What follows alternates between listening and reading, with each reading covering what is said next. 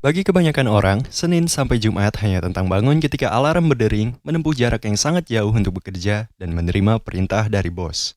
48 jam, pulang, kemudian pergi lagi. Meninggalkan mereka yang masih ngemil sambil nonton film di Netflix. Yang menyedihkan, kebanyakan orang ditakdirkan untuk mengulangi cara hidup ini selama 40 tahun ke depan, dan terjebak dalam siklus kerja yang terus-menerus demi membayar tagihan, dan pada akhirnya membuat perusahaan tempat di mana mereka bekerja lebih kaya daripada sebelumnya. Itu menyakitkan dan fakta. Tapi untungnya ada jalan keluar dari perlombaan tikus ini.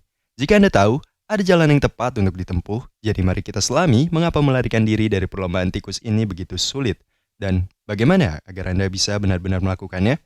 Pertama, izinkan saya mengajukan pertanyaan kepada Anda. Kapan terakhir kali Anda bertemu seseorang yang benar-benar mencintai pekerjaannya? Saya tidak bermaksud untuk mengecualikan mereka. Yang saya maksud seseorang yang tidak sabar untuk pergi bekerja setiap hari. Pada kenyataannya, menemukan seseorang yang seperti ini sangat jarang terjadi dan statistik mendukung pernyataan itu. Baru-baru ini, jajak pendapat Gallup menunjukkan bahwa sekitar 50% karyawan di Amerika hanya merasa sedikit puas dengan pekerjaan mereka.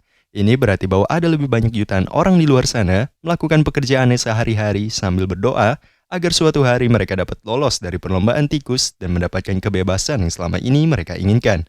Yang akan Anda lihat justru orang yang berhasil menyusun tujuan untuk melarikan diri dari perlombaan tikus, bukan orang yang benar-benar keluar darinya, karena mengucapkan lebih mudah daripada melakukan.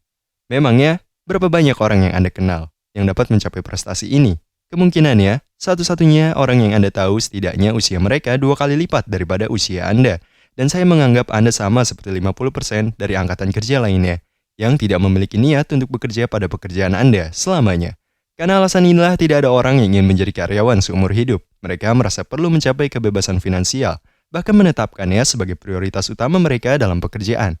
Artinya, Anda, mereka, semuanya terus berusaha untuk mengumpulkan aset yang cukup yang akan menutupi semua biaya hidup Anda selama ini yang Anda gunakan. Hal ini sangat memungkinkan kita untuk tidak pernah bergantung lagi pada gaji. Bayangkan saja sebentar, alih-alih Anda bangun untuk mematikan alarm, esok pagi Anda bangun ketika tubuh Anda sudah cukup istirahat. Alih-alih Anda berangkat kerja, esok Anda bisa duduk dengan kopi hangat dan bersantai, sambil membaca buku, lalu Anda berolahraga dan menghabiskan waktu bersama anak-anak Anda, tanpa ada rasa khawatir tentang pekerjaan di pikiran Anda. Betapa hebatnya bukan? Namun meskipun ini adalah gaya hidup yang patut diperjuangkan, tidak ada yang lebih sulit selain menghindari perlombaan tikus.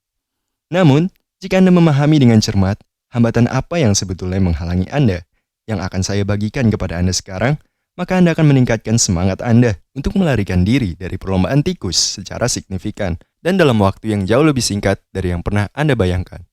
Anda akan berpikir bahwa hambatan yang Anda hadapi dalam upaya Anda melarikan diri dari perlombaan tikus akan dimulai segera setelah Anda memulai karir. Tapi pada kenyataannya, masalah dimulai bertahun-tahun sebelumnya selama masa asuhan Anda. Sayangnya kebanyakan orang dibesarkan dengan pendidikan finansial yang tidak memadai dan ini mengakibatkan mereka tidak memahami prinsip-prinsip dasar membangun kekayaan, termasuk menganggarkan, menabung, serta menghasilkan pendapatan, dan tentu saja berinvestasi. Jika Anda saja tidak tahu bagaimana aturan mainnya, itu akan sangat sulit untuk menang dalam kasus ini, apalagi menjadi yang terbaik. Kurangnya pengetahuan ini mendorong orang untuk mencari petunjuk. Namun sayangnya, ini sekedar membawa mereka lebih jauh ke jalan menuju keadaan keuangan yang biasa-biasa saja dan kehidupan yang masih terikat waktu. Apa yang saya maksud dengan mengatakan ini semua?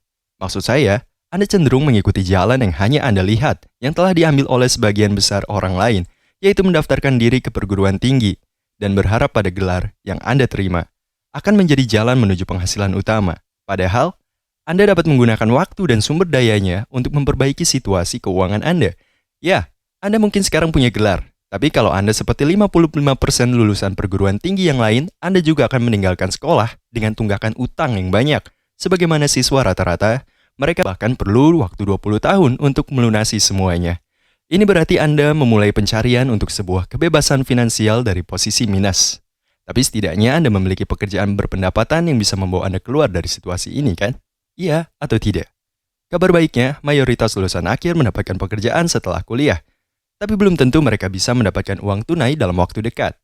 Laporan terbaru menunjukkan bahwa rata-rata lulusan perguruan tinggi sekarang menghasilkan sekitar 11 juta rupiah. Saat memasuki dunia kerja, sementara ini mungkin tampak seperti uang yang banyak. yang Anda gunakan untuk melunasi hutang mahasiswa, hutang pendidikan, dan membuka kebebasan finansial Anda. Tapi ketika Anda melihat lebih dekat, setelah membayar pajak setiap bulan, ketika Anda mempertimbangkan tagihan dan biaya perumahan, transportasi, makanan, dan hiburan, Anda termasuk beruntung jika bisa melunasi, bahkan mencicil beberapa juta per bulan untuk membayar tunggakan. Oleh karena itu, mengapa rata-rata orang membutuhkan waktu 20 tahun untuk melunasi hutang kesiswaannya, pinjaman mahasiswa? Sekarang saya tahu apa yang Anda pikirkan. Anda tidak akan menghasilkan gaji UMR selamanya. Dan mudah-mudahan ini benar. Jika majikan Anda seperti kebanyakan bos-bos yang lain yang rasis dalam finansial, kemungkinan besar mereka bukan juru selamat bagi finansial Anda. Anda berharap misalnya, tahun ini kenaikan tahunan upah minimum adalah 4,8%, yang berarti Anda akan berkembang dari menghasilkan 5 juta rupiah setahun menjadi hanya di bawah 7 juta. Sementara setiap rupiah yang seharusnya membantu justru malah benar-benar tidak akan menggerakkan langkah Anda untuk lolos dari perlombaan tikus untuk selamanya. Sedihnya, tanpa pendidikan keuangan yang kita bicarakan tadi, kebanyakan orang tidak pernah menyadari bahwa pekerjaan 9 to 5 atau dari jam 9 ke 5 memberi mereka hanya sedikit dorongan untuk tujuan akhir mereka, yaitu bebas secara finansial. Sebagian besar pemberi kerja menggaji Anda sesedikit mungkin untuk mempertahankan Anda. Dan tidak pernah lebih. Singkatnya, tujuan Anda adalah untuk kebebasan finansial, dan tujuan bos Anda adalah untuk memperoleh keuntungan maksimum. Ini benar-benar bertentangan satu sama lain. Jadi untuk meringkas topik sejauh ini, di saat tidak memiliki panduan apapun di sekitar yang bisa kita jadikan panduan, jalan yang paling efisien untuk mencapai kebebasan finansial hingga biaya kuliah yang keterlaluan dan kenaikan gaji yang memalukan bagi pemberi kerja. Jika Anda mengambil jalan kehidupan yang biasa-biasa saja, melarikan diri dari dunia kerja adalah perjuangan yang akan sangat berat. Parahnya, segalanya akan menjadi lebih buruk di sini sebab selama waktu yang kita miliki di antara setiap hari yang kita pakai untuk produktif bekerja, kebanyakan dari kita akhirnya menggunakan waktu itu untuk mengkonsumsi. Kami mengkonsumsi TV, film, dan media sosial. Sayangnya ini hanya semakin memperburuk masalah keuangan kita. Ini tidak hanya menyia-nyiakan waktu berharga kita yang sebenarnya bisa kita gunakan untuk memperbaiki situasi keuangan kita. Tapi, itu juga menyebabkan konsekuensi moneter yang nyata. Saya mengalaminya secara pribadi. Saya mendapat satu motivasi untuk berpergian setiap kali saya membuka Instagram dan melihat foto-foto liburan teman saya. Saya tahu bagi orang lain, mungkin mereka melihat orang menikah dan merasa terdorong untuk menikah juga. Pertahankanlah hal itu. Apakah Anda tahu kesamaan dari semua hal ini? Anda dapat menebaknya. Mereka semua mendorong kita untuk membelanjakan pendapatan-pendapatan kita yang seharusnya kita alokasikan untuk membeli kebebasan kita di masa depan. Sekarang lakukan. Ini lebih mudah diucapkan daripada dilakukan. Berat ketika melihat teman Anda bersenang-senang dan hidup mewah sementara Anda menyisihkan setiap perak untuk membeli jalan keluar dari perlombaan tikus. Tapi katakanlah Anda sudah mampu menghindari tontonan dan media sosial, maka Anda sudah siap untuk menulis sejarah Anda sendiri. Ya, meskipun ini adalah langkah ke arah yang benar, selalu ada faktor eksternal yang menjadi hambatan dalam pencarian Anda untuk menuju kebebasan finansial. Dan sayang sekali, masalah itu berada di luar kendali Anda. Fenomena finansial paling umum yang memisahkan kebanyakan orang dari mereka yang hanya mengumpulkan uang, mereka perlu melarikan diri dari perlombaan tikus. Bahkan ketika datang sebuah inflasi. Ketika inflasi sedang meningkat krisis barang dan jasa Anda yang membuat sesuatu menjadi mahal dan tidak laku. Oleh karena itu, apakah ada yang menahan diri untuk tetap tidak menabung? Fenomena ini membawa kita pada kesadaran yang dimiliki kebanyakan orang. Mereka telah berada di dunia kerja untuk sementara waktu dan melihat bagaimana semua bagian ini bersatu, terutama dalam kaitannya dengan kebebasan finansial. Apa yang kebanyakan orang sadari setelah bekerja selama beberapa tahun adalah bahwa ada 9-5 pekerjaan yang tidak akan berhasil. Inilah mengapa saat ini kira-kira 93% orang Amerika sekarang punya pekerjaan sampingan yang mereka gunakan untuk menutup tagihan atau membuat kemajuan dan upaya menambah tabungan mereka.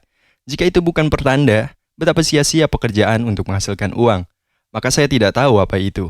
Dan jika Anda sendiri ingin kesempatan untuk melarikan diri dari perlombaan tikus, bekerja lebih banyak juga harus ada pada opsi Anda. Namun disinilah hal-hal menjadi lebih sedikit rumit. Ketika Anda masih muda dan hanya memiliki sedikit tanggung jawab, itu jauh lebih mudah kalau Anda bisa mengambil Gojek sebagai pekerjaan paruh waktu atau Uber atau apa saja dari waktu ke waktu. Namun seiring bertambahnya usia, waktu Anda kan menjadi semakin langka. Tiba-tiba Anda memiliki pasangan dan harus menghabiskan waktu bersama anak-anak. Mereka perlu dirawat, dimongbong, dan ini mengambil alih semua pekerjaan Anda. Anda bahkan tidak bisa melampaui 8 jam kerja. Faktanya, belenggu tanggung jawab harian Anda inilah yang sedang membuat paku di peti mati. Siapapun yang ingin melarikan diri dari kehidupan 9 hingga 5 mereka, dan mengapa kebanyakan orang ditakdirkan untuk bekerja sampai mereka mati.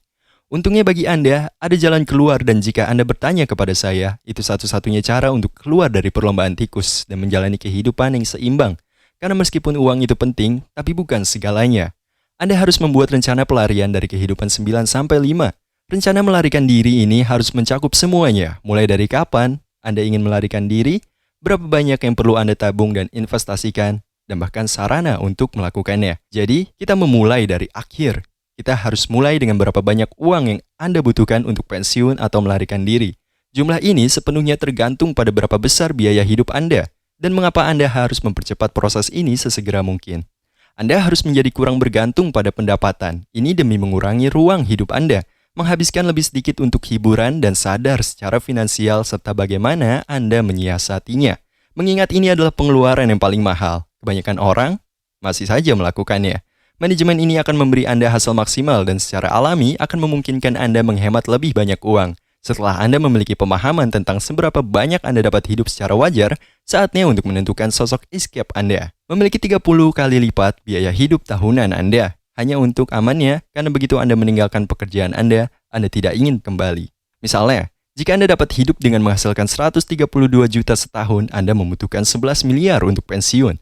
Selanjutnya, Anda harus menentukan berapa lama waktu yang Anda berikan untuk menabung sejumlah uang ini. Anda membutuhkan 11 miliar untuk pensiun. Selanjutnya, Anda harus menentukan berapa lama waktu yang Anda berikan untuk menabung sejumlah uang ini. Anda tidak bisa 100% berkomitmen hidup hanya untuk menghasilkan uang. Itulah sebabnya Anda harus mulai menggunakan uang cadangan apapun yang Anda miliki dari meminimalkan pengeluaran dan bekerja lembur untuk memperoleh aset yang akan membayar Anda saat waktu Anda tiba. Misalnya, menghasilkan 60 juta rupiah untuk diinvestasikan. Dapat dalam bentuk blok, properti sewaan, properti digital, dan daftarnya masih terus berlanjut. Ini akan membutuhkan sedikit waktu untuk memulai. Tapi jika Anda tidak menemukan cara untuk menghasilkan pendapatan, Anda perlu secara pasif di beberapa titik, Anda akan menemukan bahwa Anda memiliki lebih banyak waktu untuk bekerja lebih lama. Dan ini adalah perangkap yang membuat kebanyakan orang jatuh dan akhirnya terjebak dalam perlombaan tikus selamanya. Karena itu, jika Anda serius untuk melarikan diri dari perlombaan tikus, hindari kesalahan.